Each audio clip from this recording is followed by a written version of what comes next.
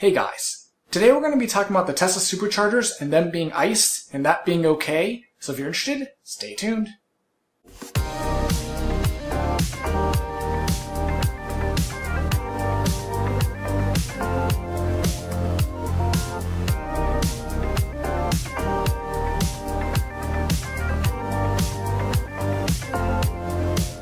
So I know as Tesla owners, let's say you're going down your local supercharger station and you see on the map on your MCU that there's like one stall left. You get down there and it's iced and it makes your blood boil. Because what do you do now? The owner isn't at the car, and depending on the station, you might not even be entitled to ask them to move. So at that point, you're basically out of luck and you're either going to have to wait for a stall to open up or go to another supercharger station if it's close enough. So let me back up a little bit and explain how it's possible for an ICE car to ice a stall and that be okay. So as you may or may not know, most supercharger stations are on private property, i.e. your local grocery store plaza or your favorite shopping mall. Tesla can't just set up shop wherever they want, so for all these supercharger stations, they have to work with the landlord and or the property manager of that property and be able to, work out an agreement with them via a formal lease. Now depending on the property, leases can be all over the place with regard to who pays for what, but for the most part, Tesla's going to be paying for the electricity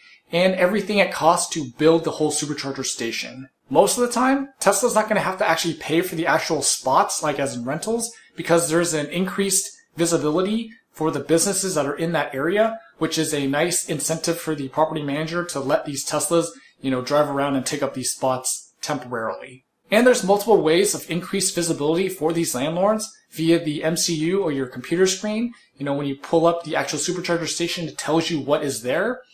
Also the Tesla forums, the Tesla website, and social media.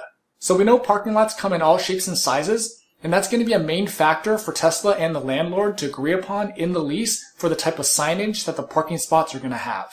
And I hate to say it, but sometimes this is when it's going to be okay for ICE cars to ice spots. Ideally, you'd want Tesla charging only signs, but depending on the size of the parking lot and the level of traffic, this might not always be possible. This is a sign at one of my local supercharger stations where basically it says it's general parking for 60 minutes, meaning anyone can park there, but EVs do get priority. Basically what that means is that anyone can park there, so ICE cars can ice these spots for 60 minutes, and that's okay. And that's basically what the lease, what the Tesla and the landlord came up with in the lease for this particular station.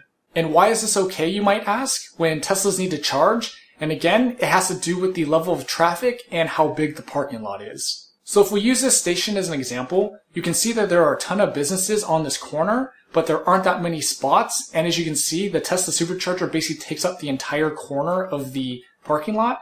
And so basically, it looks like what Tesla came up with is to be able to use these spots, they'd have to allow the, ICE cars to share with them. That way people patronizing these businesses don't have to, walk forever to get to the businesses that they want to go to.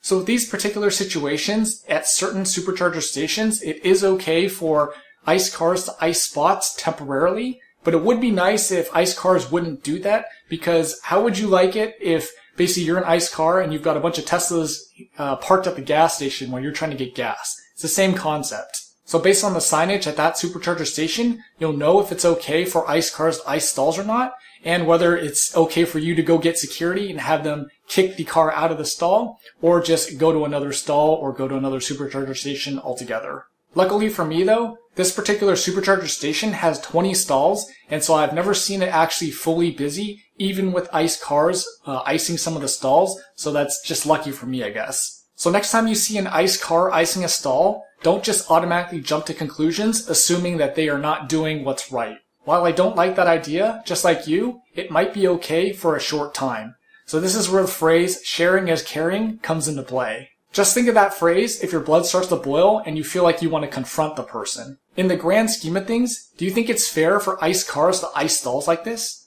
Let me know in the comments. Don't forget to like, share, and subscribe, and thanks for watching.